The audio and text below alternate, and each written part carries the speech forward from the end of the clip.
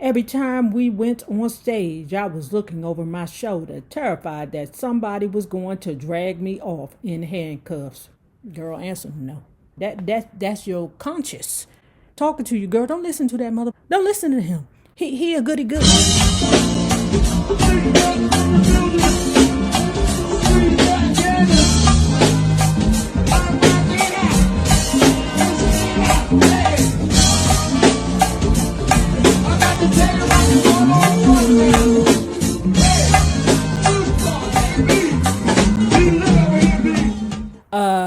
Y'all, my bad. I don't hate you, but I had my retainer on right now, and I just painted my nails, so I'm not fitting to take it out. Okay. Here, she said, handing me a shopping bag, a surprise for the Bluebells. And what a surprise it was. Inside the shopping bag were the most beautiful designer dresses I have ever seen. It was like looking in Vivian's trunk. Only now there were 3 of everything. One for Sarah, one for Nona, one for me. They were the dresses I had been looking at the day Norma and I met. I know Norma was only trying to help 3 sisters she saw struggling to make it. But however good her intentions, I also know she shouldn't have taken those clothes, and we shouldn't have accepted them. Let me be real clear here. I am not about to make an excuse for what we did. There isn't one, but I can offer an explanation. The fact is, we were desperate. We had been wearing the same tired outfits night after night, show after show. At the Apollo, we were doing several performances a day, and we barely had enough clothes to do a wardrobe change between days, never mind between shows. Those dresses were like food to a starving man. And so we took them from Norma just like Norma took them from the store. Okay, pause. Okay. I ain't gonna tell you that me and BFF have had some shenanigans ourselves before because, honey, we needed an outfit to go out to the Mirage that weekend. So I always had some kind of part-time job while I was in college at a retail store. Always. And when I tell you I was tearing them we were tearing them motherfuckers up. I didn't ask the Lord to forgive me 1,000 times. God, please forgive me. Probably went out of business because of me and BFF. Them from Norma, just like Norma took them from the store. Okay, pause. Okay. I ain't gonna tell you that me and BFF have had some shenanigans ourselves before because, honey, we needed an outfit to go out to the Mirage that weekend. All right.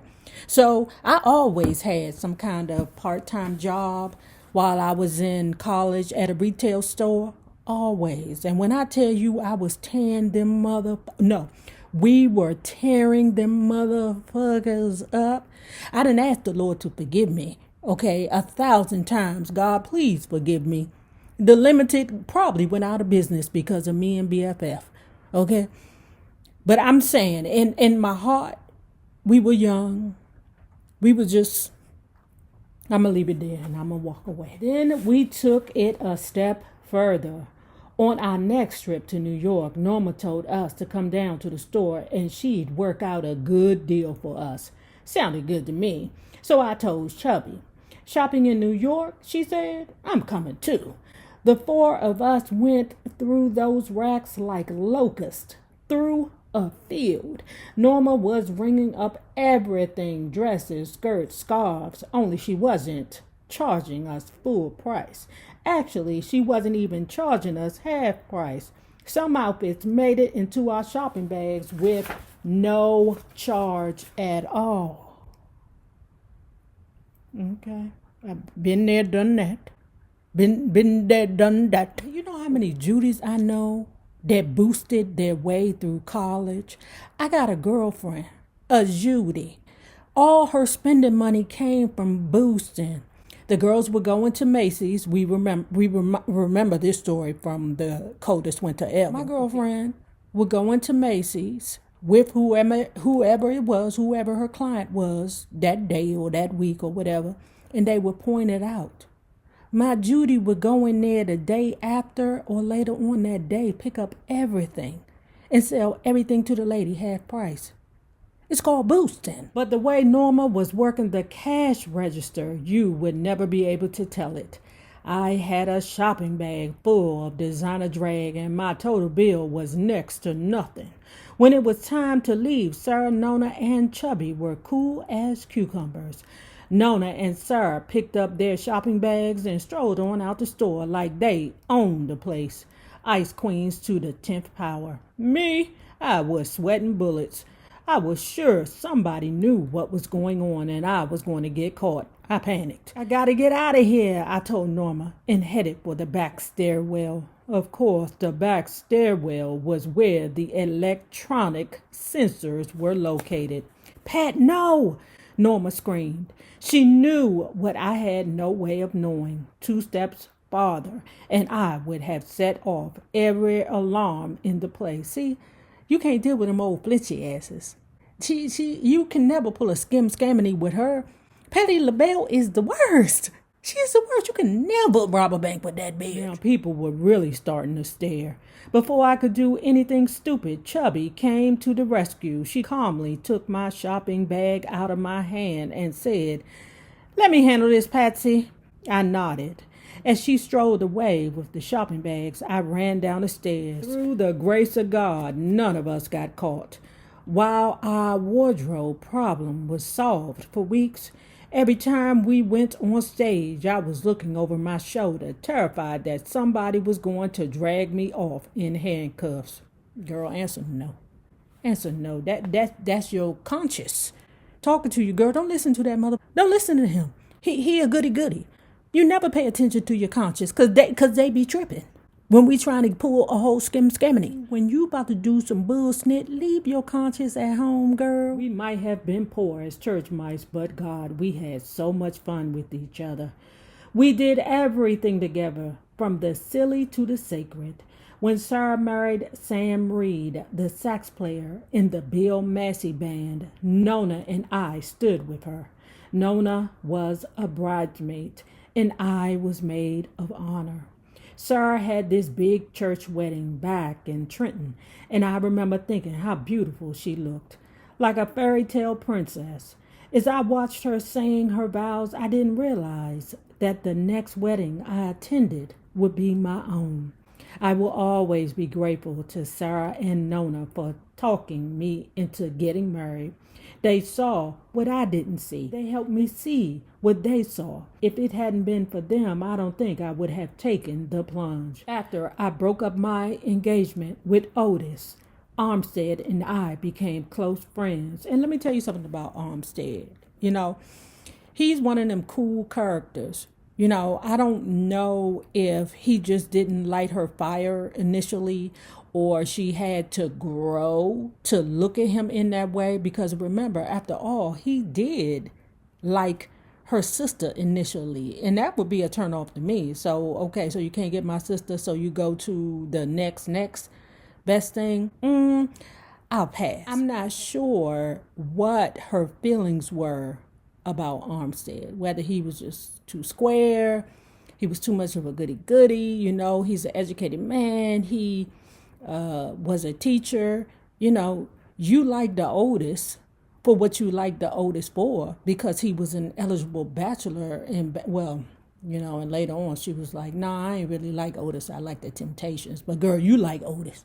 We all know you always liking the Otis. You just didn't like all the things that went along with Otis. His ass was controlling. And she ain't trying to dust him in this book. But everybody know Otis is controlling, girl. Just ask the other Temptations that's still alive, girl. Or the new Temptations. He is controlling, girl. If you don't do what he say, he fires your ass from a group that he don't own. Even now, after 27 years of marriage, Armstead's so cool with his feelings, it's hard to read him.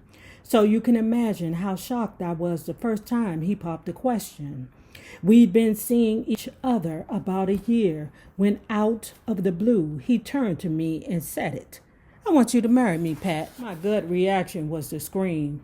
"You want to do what?" But screaming was out of the question. Making any noise was out of the question. We were at his parents' house, and no one was supposed to know I was there. What the hell? Y'all old enough to be... Oh, well, maybe not, because you know some people.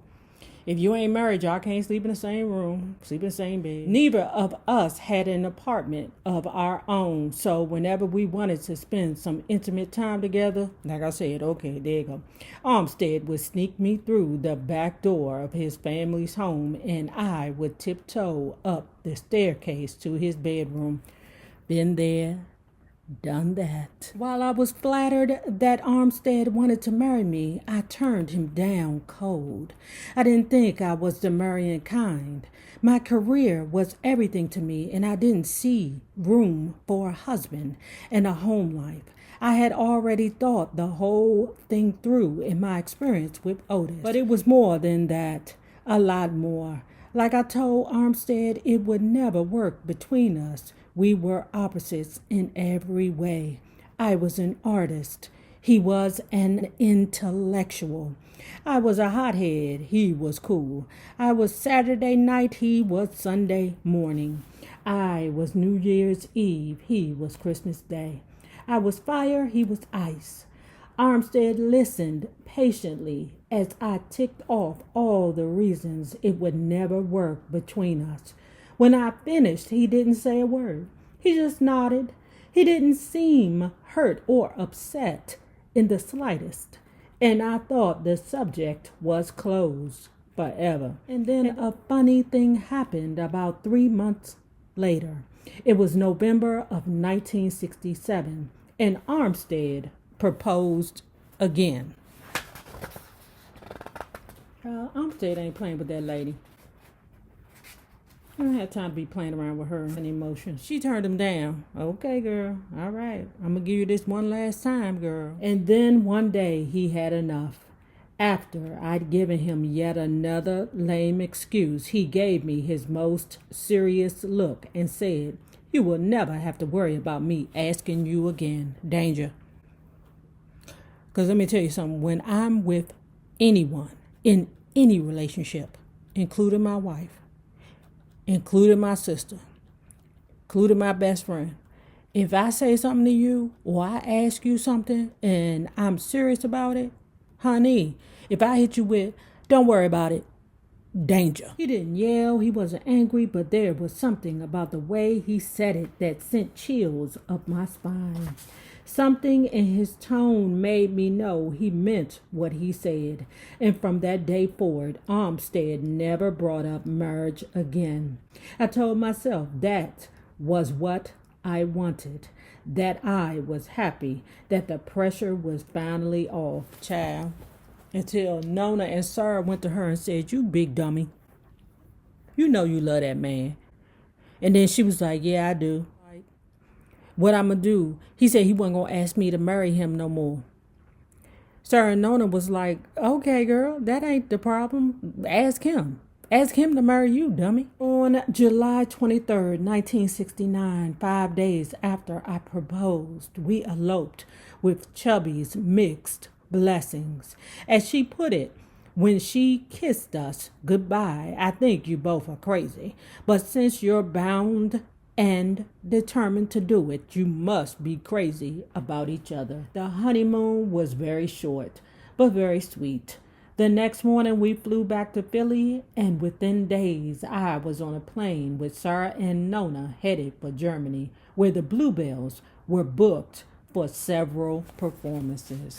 Not long after I got married, the Bluebells began that transformation that would change our name, our look, and our sound. Remember what I said about the Bluebells having tough times in the years after Cindy left? Well, by the end of 1969, we were so far down we had to look up to see bottom. As the 60s ended, it seemed like everything was also coming to an end for us. Our record contract with Atlantic, our management contract with Mr. Montague, even our popularity within the public had begun to slide. We were only in our 20s, and we were already being booked as an oldie but goodie act. The same thing happened to Ronnie Spector, girl. Don't be too sensitive about it. At a time when we should have been soaring, we were sinking. We went looking for help in all the wrong places. After Sarah's marriage to Sam Reed broke up, she started seeing a sweet-talking, slow-walking, smooth operator who I'll call Leroy Lilly. Taking a ride on the east side, made a left on MLK. What a beautiful day, what a beautiful day. Riding high on the west side, looking for a hood rat to play.